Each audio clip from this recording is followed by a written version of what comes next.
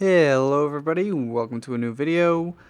Today's video is going to be a new top 5 video, and I'm going to do it on one that comes up as a topic on the stream a lot, and so I think it'd be fun to do this one. It's top 5 pub lanes, and what I mean by that is just there are areas on the maps that seem for whatever reason to randomly attract pubbies to them, like insects to certain lamps and things like that. And these areas unfortunately happen to be very strategically unimportant, and they just sit there and do absolutely nothing. So we're gonna do top 5 of these, and you guys can let me know what you think. Okay, so getting us started at number 5, we have Prokhorovka with no scouts on the 1-2 line. Now, this is something I sort of traded back and forth with. I was going to do steps and counter, but I decided I was going to do this because it's more common to see, and it's also really frustrating.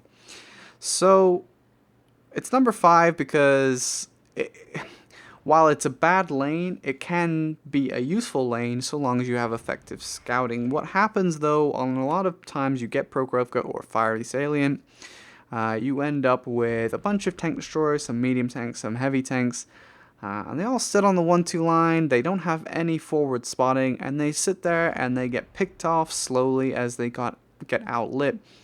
It's an area of the map that I don't personally go because you have to rely entirely on a good scout to be effective. Now, if you are that scout, no worries, but if you're the scout, or if you're not the scout and you don't have a scout, it's a really useless area. You can't get anything from it.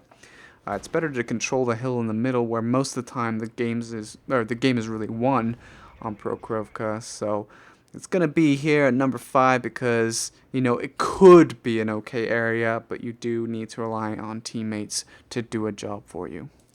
At number 4 we have Abbey, and it's the Abbey 8 line.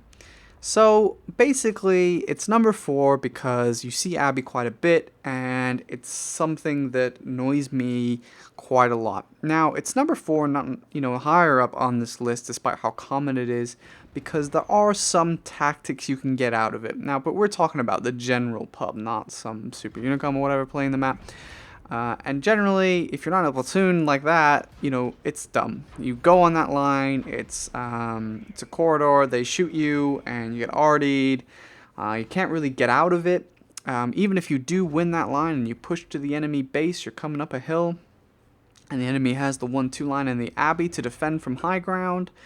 And yeah, and if you have to come back to try and defend your base, that's almost impossible too, for the same reasons. So, for this and much more, I'm going to give it a number 4 spot, the 8 line on Abbey, because I just see people go down there, and really all you need to do on that map is ensure you win and push the 1-2 line and have some kind of Abbey control, and it's GG, because even if they push the Abbey, all you have to do is come back on the 1-2 line and just snipe them and get free damage.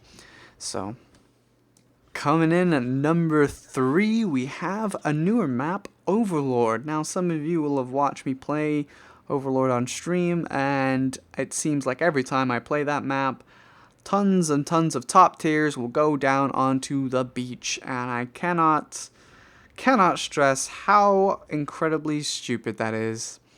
And it's one of the most frustrating things. You're literally, it's like a scene out of Star Wars with Obi-Wan and Anakin fighting. It's over, Anakin! I have the high ground! There's no strategic value to going down there. It's so slow, you can't flank. The second you try to push up into the high ground, you're pushing between 2 canyons and they just shoot down on you and you're dead. The battle is won on the high ground, and for this reason, Overlord is number 3 on my list because it's something I'm starting to see more and more, and it drives me absolutely nuts. In our number 2 slot, we have Cliff. Cliff is one of those maps where I look at it and I wonder how these people get dressed in the morning. I'm of course talking about the 1-2 line. There is an obsession with camping on the 1-2 line. I saw it the other day in my IS-3 auto. I had obviously 15 tanks, and 3 of us were up high, and the other 12 were down below, including heavy tanks and medium tanks, all sitting on the 1-2 line waiting for something to happen. It's like all quiet on the Western Front, and it's really infuriating. You, of course, can get out of the 1-2 line if you push into the Death Bowl area, but other than doing that at the beginning of the match or at the end when everyone's dead anyway, it's really difficult to do that and climb up into the donut. The donut, of course, is a strategically useful area, but the 1-2 line itself is not. So many TDs will camp in the base and on the 1-2 line, and it drives me insane.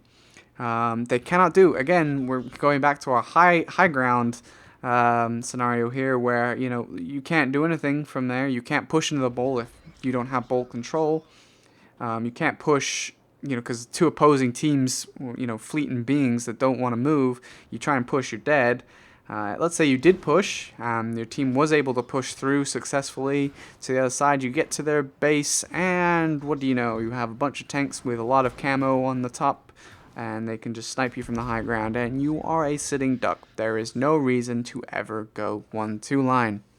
So, coming in at our number 1 spot today, we have a map that I think many of you are familiar with, and to be honest, those of you that were probably thinking about this list beforehand probably already predicted what would be in the first slot, and it is, of course, Lakeville. Where in Lakeville? Well, it has to be the Valley, of course. The Valley is... I mean, I don't get it. It's just, I don't get it. You push Valley, you can't crest over because the first person to crest over gets obliterated.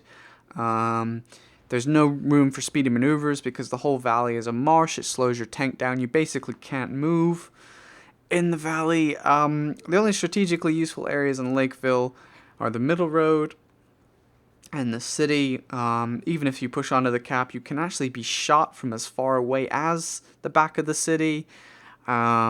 Really, really not wise to push Valley, and yet people do it. And what amazes me is how something can go wrong so badly, so many times, and yet people will repeat it. When we're babies, we learn things, we touch things, oh, that's hot, let's not do that again. Apparently, puppies go to Valley, have terrible games, and like, let's do that again. So, yeah, it's a fascinating thing, and, you know... It is what it is. Valley can be used later in the matches, of course. Once, you know, there's like only a couple tanks on each team, they're all spread out, and maybe you need to flank through the Valley. That can happen, that's fine. But at the beginning of the battle, there's really no reason to do it. You know, perhaps leave a tank destroyer or a scout watching it, and that's all you need. Let's not send 15 tanks down there. So that wraps up our top 5 lists for pub lanes. I hope you enjoyed. Please let me know in the comments what annoys you most, what areas on what maps annoy you the most if it wasn't on the list. Let me know what you would have put and also what order you may have put my list in, for example. Thanks for watching, guys, and I hope I'll catch you on the next video.